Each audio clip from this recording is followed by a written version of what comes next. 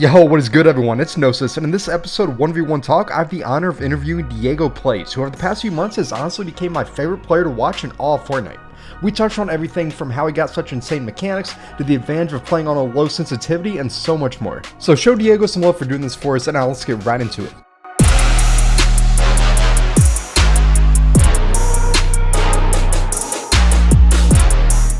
For my viewers who don't keep up with the comp or don't know who are you and how did you get your start and what are you currently doing in Fortnite? Alright, so my name is Diego, I'm 15, I play Fortnite professionally. Got my spark when I made my first earnings on a MacBook. From there, I've just been doing good. And you can't even play on MacBook now, can you, or can you? I downloaded Windows on it, that's why. Oh god, whoa, that's actually crazy. Like, what frames were you getting playing on a MacBook? Like, it was 60 hertz, so like, I don't think it mattered. So but, it's like, basically like console. Yeah, but like, end game I got like 70, but like, end game I got like 140. Oh, so that's not terrible if you were getting 140. It wasn't that bad. Like, I could play the game at least. Yeah, well, yeah. if I were to play it now, it would be unplayable, but... When you first started getting like super good with your mechanics, like were you just learning by playing fights, playing arena, or were you doing like the Raiders map, like what all were you doing? Alright, so like ever since like, I'm not gonna lie, ever since like season 7, like old Fortnite, I've just been grinding at it. Ever since Manga Edit Course came out, I just been grinding at it since then. Manga was like one of your inspirations too, right? Yeah, I was the biggest Manga fanboy, so I also played this map all day, right? And like, I just wanted to be like Mongrel, so like, that's the main reason I got mechanics. Is that like why you play low sense as well? As I know he played low sense. Or is that just always been what's comfortable to you? I play low sense because it's just better. For some people, okay, I have a very like, you know how I look super high sense? Yeah, yeah. On low sense? Like, people think I'm high sense, even though I have low sense in the game. Yeah, it blew my mind when I saw you were like 4.6. Imagine me on high sense. Like, I'd be 10 times faster, right? So, right, like, right. I can't hit a shot. Like, I just have a problem where, like, I just move my mouse so much. So you gotta have, like, a lot of mouse space, though, to play low sense, huh? Yeah. And as long as you do, because I've recently switched from 8 to 6, and I already feel like my aim's better. My mechanics didn't suffer as much as I thought they would, which is nice, especially when, like, I'm 31 years old. So, like, my muscle memory, like, don't grow like it used to. So, like, I felt good that I was, you know, still able to do decent going up. And it's like, it does feel like an advantage as long as you do have the mouse room and you can, like, kind of just get used to it.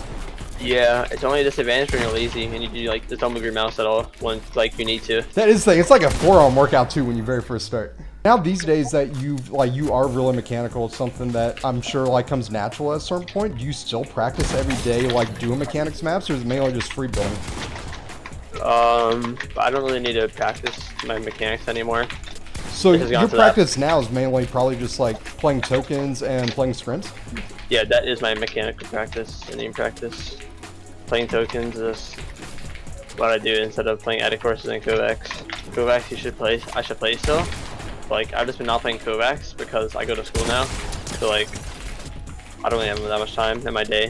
Was it a weird transition when you went from, because you blew up first off the token scene, right? Or were you playing comp this whole time? I've always been playing comp. Here's my backstory. This is a goated backstory, okay? Oh, let's hear it. Alright, so I used to be an IGL, right? I used to like just focus on IGLing, right? Oh, wait, no way. I feel like that's kind of crazy just based off your playstyle. So like ever since like, you know, chapter 2 came out, like I just been grinding IGLing. I just IGL'd everyone I played with back then, right? And there was a simple reason for that. So I was like 10 years old. I was like 12. Yeah. So like the nerves were bad, right? Of course. I would get way too nervous in fights and like I don't know, bro. Like I was just a really bad fighter because I had super bad aim because my sense was high, obviously. But even on low sense, I had bad aim because, like I said, I have a very bad overflicking issue. I fixed it now because like I Kovacs a lot. I basically had the worst aim back then, so like I just IGL'd and just got smarter. But I never really got smart like that because I was focusing on the wrong things to improve it. I always want to Kovacs, like I could obviously never get it right. And then someone gave me Kovacs. And then I got Kovacs and I like got good instantly. As soon as I Kovacs, I made my first earnings. Like aim was the only thing that was missing. And do you find it like helps your mechanics as well, just because your crosshair placement gets better and? Yeah, I think it makes your mechanics more consistent. I know you mentioned, like, so when you first started, you were nervous in fights and things, and I make content for, like, complete beginners at Fortnite, and a lot of them, that's their main issue, is they struggle with confidence, or, like, they're scared to even play 1v1 sometimes, just because it's overwhelming how high the skill ceiling is in this game. So how did you kind of get past your nerves when it came to fighting? You just have to get better. Confidence, this is the misconception about confidence. People say, like, over time, you just eventually get over it. That's not true. Confidence doesn't come out of your ass. You have to make yourself confident. I love that. You can't just like hope that one day you'll be confident. It's not a brain thing. Let's say like you fight Floyd Mayweather 100 times. You're gonna be nervous every single time because it's fucking Mayweather. You know what I mean? You have to become as skilled as him to never get nervous.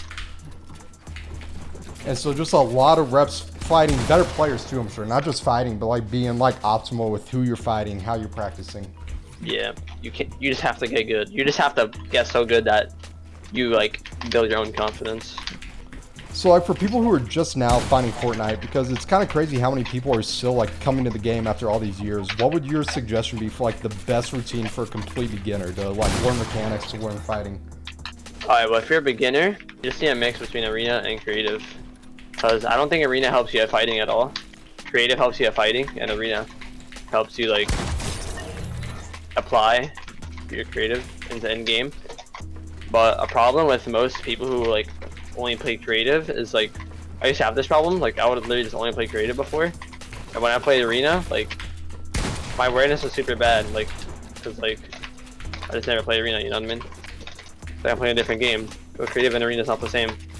Yeah, it's one thing when you're fighting with unlimited mats, like you're playing zone wars, it's a very specific style, so I feel like but it's also you get so many more reps in creative. So like you said, I feel like it is that balance of just like learning to fight in realistic, like by doing arena, but then also you need to be getting so many fights in per minute, and that's so much easier in creative. Alright, so creative is basically like studying, and arena is basically a test.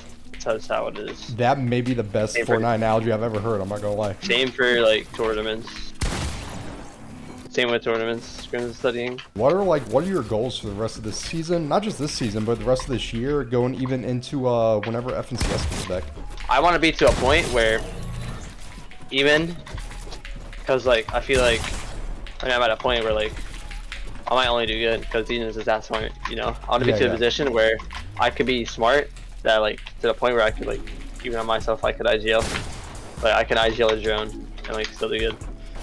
I feel like the comp scene is like starting to get more active on YouTube. I know like Cease makes some like IGL videos. People are seeing post more tournament gameplay. And I feel like that's like important too for like newer players to really learn comp, is to be able to see that. So I think those help a lot because back then, right, when I wasn't good, yeah, all I did was binge watch educational videos. I watched every single Destiny Disc video on the planet. Oh, absolutely. I saw you. You collabed on the solo masterclass as well, right? Yeah, I watched every single video on the masterclass. I wrote down everything in the masterclass. Actually, like I literally just wrote everything. Everything he said that was important.